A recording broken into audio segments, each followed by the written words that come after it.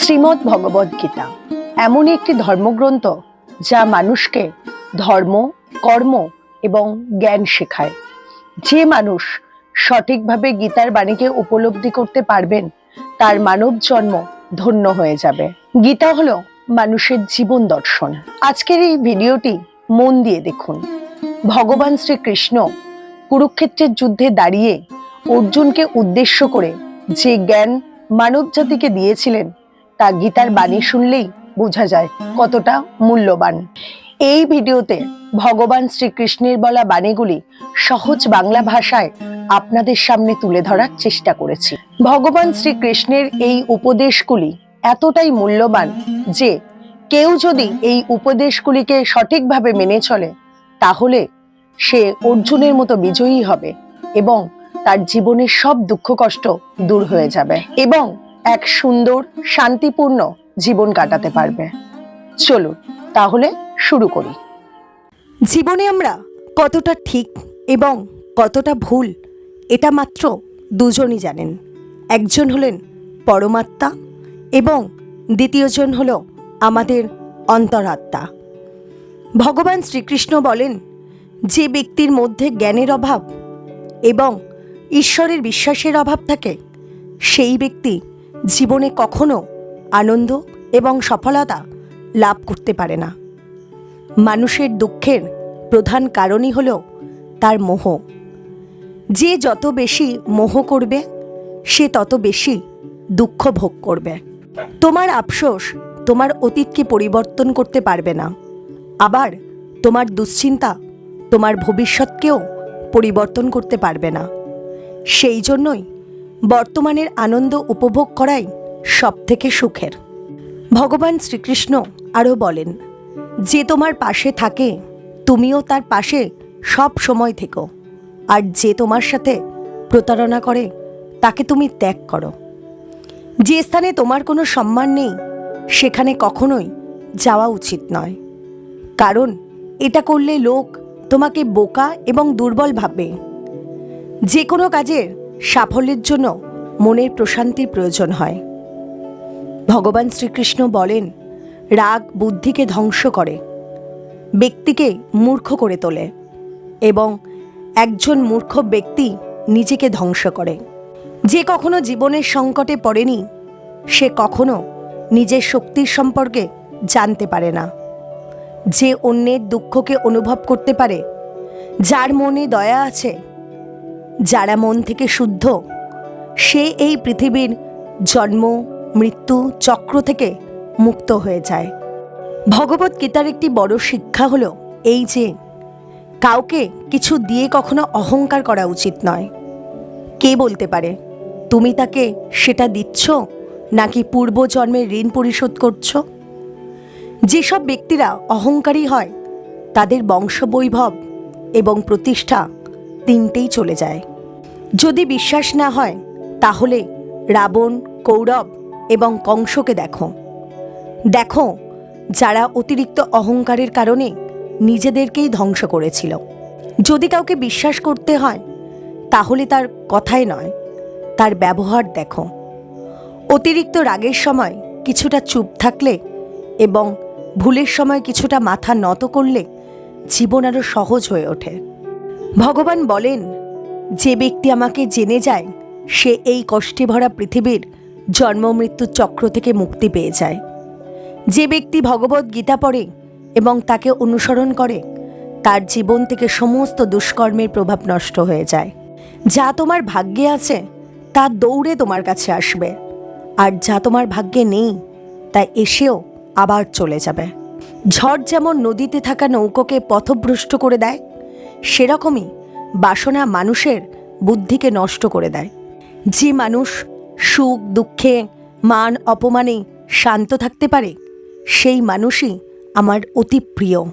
বুদ্ধিমান ব্যক্তি যখন সম্পর্ক রাখা বন্ধ করে দেয় তখন বুঝে নেওয়া উচিত যে তার আত্মসম্মানে কোথাও না কোথাও আঘাত লেগেছে।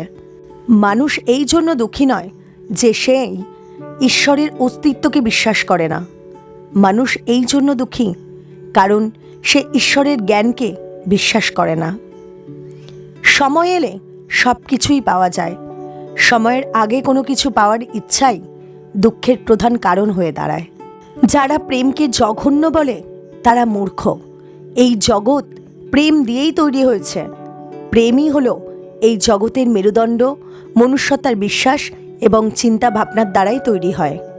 যার মনের চিন্তাভাবনা যেমন হয় সেই মানুষ সেই রকমই তৈরি হয়। এই সংসারে ভাগ্যের থেকে বেশি এবং সময়ের থেকে আগে না তো কেউ কিছু পেয়েছে আর না কখনো পাবে। মুখ থেকে বেরোনো কথার মধ্যে সংযোগ থাকা অত্যন্ত জরুরি, কারণ মুখের কথা একজনকে যা আঘাত দিতে পারে সেই আঘাতের ক্ষত কোনো দিনও পূরণ করা যায় না। ভগবান শ্রীকৃষ্ণ বলেন, ধর্মের জন্য লড়াই করতে শেখো, অধর্মের শত্রু হতে শেখো এবং যারা তোমার আপন তাদের জন্য ত্যাগ করতে শেখো। সত্য সর্বদা জলে ভাসমান তেলের মতো হয়। তুমি যতই মিথ্যার জল ঢালো না কেন, সত্য সর্বদা ওপরেই থাকবে। জীবনের একটি অমূল্য শিক্ষা, খুব আনন্দের সময় কারোর কাছে কোনো প্রতিজ্ঞা করো না, খুব রাগের সময় কাউকে উত্তর দিও না, আবার যখন খুব দুঃখের সময় কোনো সিদ্ধান্ত নিও না। যদি কোনো মানুষ সমগ্র জগৎকে জেনে যায়, সমগ্র সংসারকে জেনে যায়, কিন্তু সে নিজেকে না জানতে পারে, তাহলে সে মানুষ নির্বোধ থেকে যায়। যদি কেউ তোমাকে প্রত্যাখ্যান করে তাহলে দুঃখ করো না, কারণ বাস্তবে সে তোমার মূল্য বোঝেনি। যে সম্পর্ক তোমাকে কাঁদিয়ে দেয় সেই সম্পর্কের থেকে গভীর সম্পর্ক আর কোনো কিছুই হয় না। আর যে সম্পর্ক তোমাকে কাঁদার জন্য ছেড়ে দেয় তার থেকে দুর্বল আর কোনো সম্পর্ক হয় না। সর্বদা শান্ত থাকতে শেখো, তাহলে তুমি নিজেকে মজবুত অনুভব করবে। উত্তপ্ত লোহাকে গরম অবস্থায় যে কোনো রূপে পরিবর্তন করা যায়, কিন্তু ঠান্ডা হয়ে গেলে সেই লোহাই অনেক বেশি মজবুত হয়ে যায়। একজন জ্ঞানী ব্যক্তি হলো সেই যে অন্যকে দেখে এবং তার থেকে শিক্ষা লাভ করে, কিন্তু তাকে কখনোই ঈর্ষা করে না। এই পৃথিবীতে কেউ কারোর আপন হয় না। মৃতদেহকে শ্মশানে নিয়ে যাওয়ার পর আপনজনরাই জিজ্ঞাসা করে, আর কতক্ষণ সময় লাগবে? জীবনে দুঃখ পাওয়াও জরুরি, না হলে সুখের গুরুত্ব অনুভব করা যায় না। এই পৃথিবীতে একমাত্র মাতা এবং পিতাই হলেন দুজন ব্যক্তি যারা সর্বদা চান যেন তার সন্তান অনেক উন্নতি করে। সময়, বন্ধু এবং সম্পর্ক, এই তিন জিনিস যা আমরা বিনামূল্যে পাই, কিন্তু এদের মূল্য আমরা তখন বুঝতে পারি যখন কোনো একটি আমাদের জীবন থেকে হারিয়ে যায়। জীবনে কিছু দুঃখ আমাদের এমনও থাকে যা আমাদের বাঁচতে দেয় না, আবার জীবনে কিছু কর্তব্য এমন থাকে যা আমাদের মরতে দেয় না। যদি তুমি কোনো ব্যক্তিকে একবার ক্ষমা করে দাও তাহলে তুমি জ্ঞানী, যদি দ্বিতীয়বার ক্ষমা করে দাও তাহলে তুমি নরম মনের মানুষ, কিন্তু যদি তুমি সেই ব্যক্তিকে তৃতীয়বারও ক্ষমা করে দাও তাহলে তুমি এই দুনিয়ার সবথেকে বড় মূর্খ। এই জীবনের সবথেকে দামি জিনিস হলো তোমার বর্তমান। এটা যদি একবার হারিয়ে যায়, পুরো দুনিয়ার সম্পত্তি দিয়েও এটাকে তুমি আর কোনো দিনও ফিরিয়ে আনতে পারবে না। প্রেম সর্বদা ক্ষমা চাইতে পছন্দ করে, কিন্তু অহংকার ক্ষমা চাওয়াতে পছন্দ করে। ভগবান শ্রীকৃষ্ণ বলেন, তোমার নাম নয়, কর্মই তোমার আসল পরিচয়। তার কারণ এক নামের হাজার মানুষ আছে, তাদের নাম এক হলেও কর্ম ভিন্ন হয়, আর সেটাই তাদের আসল পরিচয়। হাজারটা ভালো কথার মধ্যেও লোক তোমার খারাপ কথাটাই মনে রাখবে, তাই লোকে কি বলছে তাতে মনোযোগ না দিয়ে যতটা সম্ভব নিষ্ঠুর থাকাই শ্রেয়, কারণ মানুষের পাপের জন্ম তার মুখের কথা থেকেই প্রথম শুরু হয়। কারোর সাথে ছলনা করা বা ঠকানো হলো একটা ঋণের মতো, যা অন্য কারোর কাছে তোমাকে পরিশোধ করতেই হবে। আজ তুমি একজনকে ঠকাবে, আগামীকাল তার পরিণাম তুমি অন্য কারোর কাছ থেকে অবশ্যই পাবে। যদি তোমার দৃষ্টি সত্যিই ভালো হয় তাহলেই একমাত্র তুমি নিজের দোষ এবং অন্যের গুণগুলি খুঁজে পাবে। জীবনে কখনো নিজেকে অন্যের সাথে তুলনা করো না। তুমি যেমনই হও সেটাই সর্বশ্রেষ্ঠ। প্রত্যেকটি মানুষ তাদের জীবন বদলানোর জন্য সময় পায়, কিন্তু সময় বদলানোর জন্য দ্বিতীয় জীবন কেউই পায় না। ভগবান বলেন, যা অবশ্যম্ভাবী তা ঘটবেই, আর যা হবার নয় তা কখনোই ঘটবে না। এরকম বিচার যার মনে থাকে তাকে দুশ্চিন্তা কখনোই পীড়া দেয় না। ভালো উদ্দেশ্য নিয়ে যে কাজ করা হয় তা কখনোই ব্যর্থ হয় না, আর তার ফলও তুমি একদিন নিশ্চয়ই পাবে। জীবনের সবথেকে বড় ভুল হলো সেটাই, যেটা থেকে আমরা কিছু শিখতে পারি না। আজ তুমি যে কাজ করছো তার ফল তুমি ভবিষ্যতে নিশ্চিত পাবে, আর আজ তুমি যা পেয়েছো তা তোমারই দ্বারা করা তোমার অতীতের কর্মের ফল। ভগবান শ্রীকৃষ্ণ বলেন যে মানুষ শ্রদ্ধা ভক্তির সঙ্গে আমার উপাসনা করে, আমি তাকে সেই সব কিছু দিয়ে থাকি যা তার কাছে নেই, আর তার কাছে যা থাকে আমি তা রক্ষাও করি।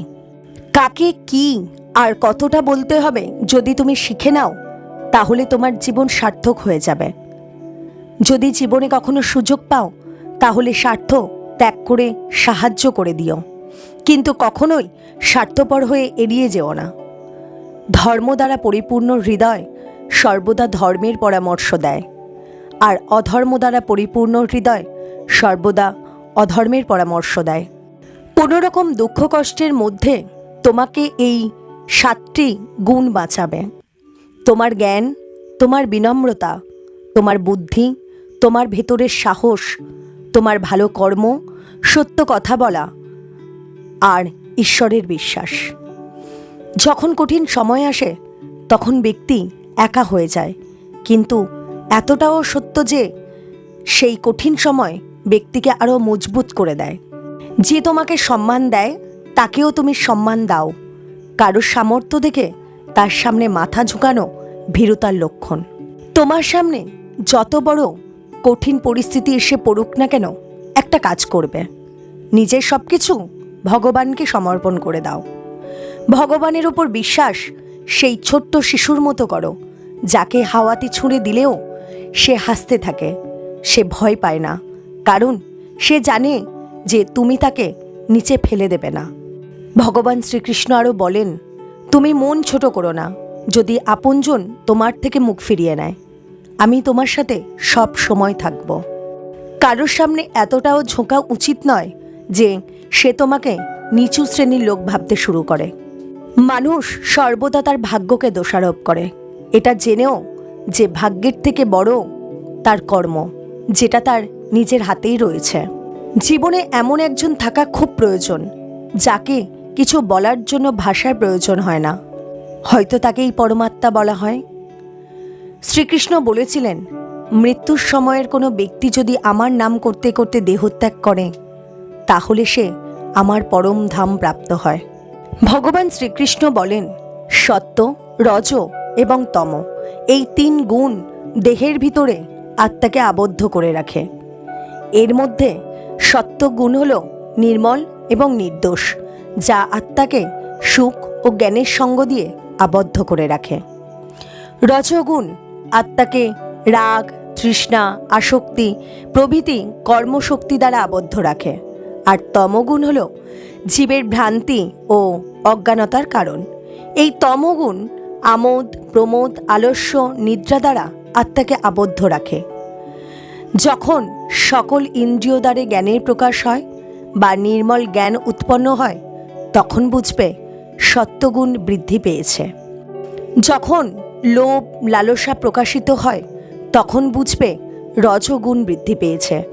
আর যখন মোহ ঘিরে আসে, বুদ্ধি বিপর্যয় ঘটে এবং কর্তব্যে অনীহা আসে, তখন বুঝবে তমগুণ প্রাধান্য পেয়েছে। সত্যগুণ প্রাপ্ত অবস্থায় যদি জীবদেহ ত্যাগ করে, তবে সে স্বর্গলোক প্রাপ্ত হয়। রজগুণ থাকা অবস্থায় দেহ ত্যাগ করে তবে পরজন্মে কর্মী হয়ে মনুষ্য যোনিতে জন্মগ্রহণ করে। আর যদি তমগুণ অবস্থায় দেহত্যাগ করে, তবে বোকা, পাগল অথবা অবিবেকী হয়ে এই জাতীয় বিভিন্ন যোনিতে জন্মগ্রহণ করে। এই সমস্ত গুণের সমস্ত জীব সব আমার মধ্যেই আছে, কিন্তু আমি তার মধ্যে নেই। যেমন আয়নাতে তুমি নিজের প্রতিবিম্ব দেখতে পাও, অর্থাৎ তুমি আয়নার মধ্যে আছো, কিন্তু আয়না তোমার মধ্যে নেই। আমি নিজেও প্রকৃতিকে নিজের বশে রেখে নিজ নিজ কর্ম নিমিত্তে স্বভাব অনুযায়ী জীবগণকে বারবার সৃষ্টি করে থাকি। আমার অধিষ্ঠানের জন্যই এই জগৎ প্রসব হয়, এই জন্যই জগৎ বারবার উৎপন্ন হয়। যারা অন্য দেবতায় ভক্তিযুক্ত হয়ে পুজো করেন তারাও আমাকেই পুজো করেন, কিন্তু তারা শাস্ত্রবিধি অমান্য করেন বলেই তারা পুনরায় সংসারে পতিত হন। যারা দেবগণের পুজো করেন তারা দেবলোকে, যারা পিতৃগণের পুজো করেন তারা পিতৃলোকে, আর যারা যক্ষের পুজো করে তারা ভূতলোক প্রাপ্ত হয়। কিন্তু যারা আমার ভজনা করে তারা আমাকেই প্রাপ্ত হন। যিনি আমাকে পত্র, পুষ্প, জল, ফল ইত্যাদি ভক্তিপূর্বক দান করেন, আমি সেই ভক্তের উপহার গ্রহণ করে থাকি। ভগবান শ্রীকৃষ্ণ দেহের সঙ্গে আত্মার সম্পর্ককে খুব সুন্দরভাবে ভগবদ্গীতায় তুলে ধরেছেন। আত্মা যে দেহকে আশ্রয় করে অবস্থান করেন সেই দেহ নশ্বর বলে কথিত হয়েছে, কিন্তু আত্মা হলো অবিনশ্বর। তাহলে এখন এই প্রশ্নের উত্তর খুঁজতে হবে যে আমি আসলে কে। দেহটা যদি নশ্বর হয় তাহলে তো তার ধ্বংস অনিবার্য। তাহলে আমি ধ্বংস হয়ে গেলে কর্মফলের ভোগটা কার? দেহটা যেহেতু নশ্বর, তাই এই দেহটা আমি নই, যেহেতু আত্মা অবিনশ্বর। আমার মূল সত্তা হলো আমি এক আত্মা যে একটি দেহকে আশ্রয় করে আছি। দেহটা আত্মার একটি আবরণ মাত্র, যেটা ভগবান আরও স্পষ্ট করে বলেছেন। যেরকম মানুষ তার পুরাতন বস্ত্রগুলি ত্যাগ করে নতুন বস্ত্র ধারণ করে, সেইরূপ জীবাত্মা ও পুরনো শরীর ত্যাগ করে নতুন দেহ ধারণ করে। বর্তমানে আমি এই দেহকে আশ্রয় করে আছি, আবার কোনো এক সময় পুরাতন বস্ত্রের মতোই এই দেহকে পরিত্যাগ করে কর্মফল অনুযায়ী নতুন একটি দেহ আমি ধারণ করব। এটাই হলো প্রকৃতির বিধান।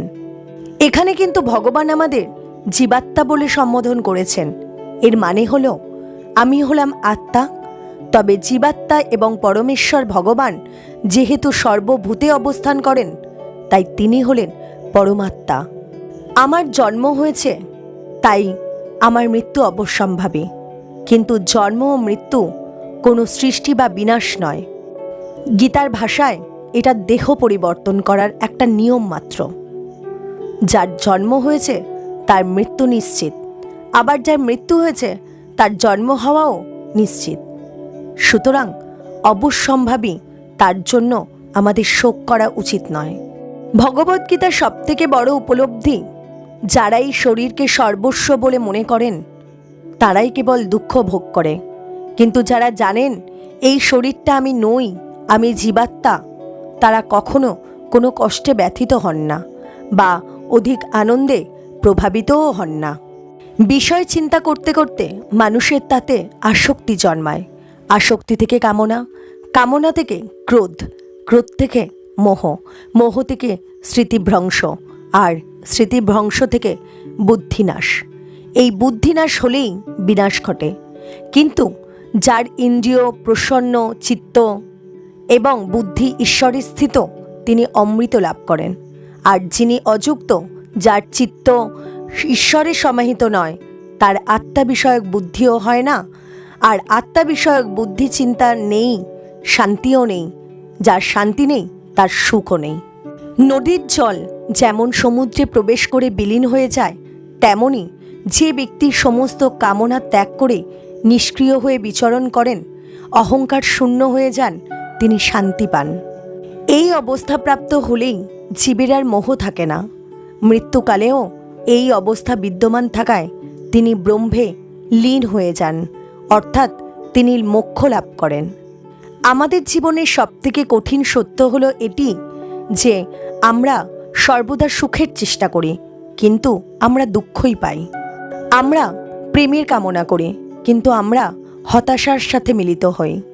আমরা জীবন কামনা করি, কিন্তু আমরা জানি যে আমরা প্রত্যেক মুহূর্তে মৃত্যুর দিকে এগিয়ে যাচ্ছি। প্রত্যেক ব্যক্তি সুখ লাভের জন্য ফলপ্রসূ কাজে নিয়োজিত থাকে, কিন্তু তৃপ্তি পায় না। পরিবর্তে এই ক্রিয়াকলাপগুলি কেবল দুঃখকে আরও বাড়িয়েই তোলে। ফলে এই পৃথিবীতে কার্যত সবাই অসুখী। কেউ কেউ নিজের শরীর ও মনের দুঃখে ভোগে, অন্যরা তাদের পরিবারের সদস্য এবং আত্মীয়দের দ্বারা যন্ত্রণায় ভোগে। কেউ কেউ ধনসম্পদের অভাব এবং জীবনের প্রয়োজনীয় জিনিসপত্রের ঘাটতিতে ভুগছেন। বস্তুগত মানসিক লোকেরা জানে যে তারা অসুখী, কিন্তু তারা মনে করে যে তাদের সামনে থাকা অন্যরা সবাই সুখী এবং তাই তারা বস্তুগত বৃদ্ধির জন্য ছুটতে থাকে। এই অন্ধ সাধনা চলে বহুকাল যাবৎ, তবু সুখের দেখা নেই। এখন যদি মানুষ এটা বোঝে যে ফলপ্রসূ কাজে লিপ্ত হয়েও কেউ কখনো সুখ অর্জন করতে পারেনি, তাহলে তারা বুঝবে যে তারা যেদিকে ছুটছে তা বৃথা এবং অর্থহীন। তখন তারা আধ্যাত্মিক জীবনের দিকে ফিরতে পারে। যাদের বুদ্ধি আধ্যাত্মিক জ্ঞান স্থির হয়ে গেছে, তারা বোঝে যে ভগবানই সব কিছুর পরম ভোগদাতা। ফলস্বরূপ তারা তাদের কর্মের ফলের প্রতি আসক্তি পরিত্যাগ করে, তার কাছে সমস্ত কিছু নিবেদন করে এবং তার করুণা হিসেবে যা আসে তার নির্মলভাবে গ্রহণ করে। এটি করার ফলে তাদের কর্মগুলি কর্মীর প্রতিক্রিয়া থেকে মুক্ত হয়ে যায়, যা একজনকে জীবন এবং মৃত্যুর চক্র থেকে মুক্তির পথ দেখায়। ভিডিওটি যদি ভালো লাগে চ্যানেলটি অবশ্যই সাবস্ক্রাইব করে রাখবেন আর বেল বাটন প্রেস করে রাখবেন আরও এই রকম নতুন নতুন ভিডিও পাওয়ার জন্য। একটি লাইক অবশ্যই করবেন এবং প্রিয়জনদের শেয়ার করবেন যাতে তারা উপকৃত হতে পারে। কমেন্ট বক্সে জয় শ্রীকৃষ্ণ লিখতে ভুলবেন না। জয় শ্রীকৃষ্ণ। রাধে রাধে।